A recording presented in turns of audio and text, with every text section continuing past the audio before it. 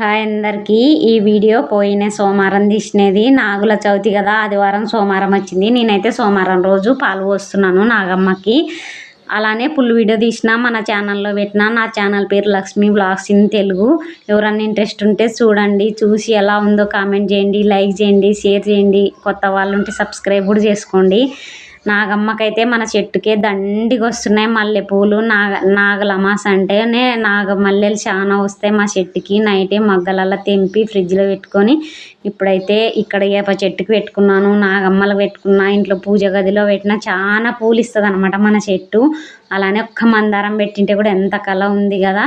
నాగుల చవితికి నూల పిండి, పచ్చి పిండి, ఆవు పాలు, పచ్చి పాలు అన్ని సాంప్రదాయాల ప్రకారంగా పాటించి నాగమ్మకైతే చేస్తాం. మనం ఎంతో బిజీ ఉంటాము సంవత్సరానికి కోపారు కాబట్టి అవన్నీ వదిలేసి ఈ రోజు అంతా ప్రశాంతంగా నాగమ్మకైతే పాలు పోసుకున్నాను. మన పనులు రోజు ఉండేదే కదా. మరి బాయ్. మరి నా వీడియో నచ్చితే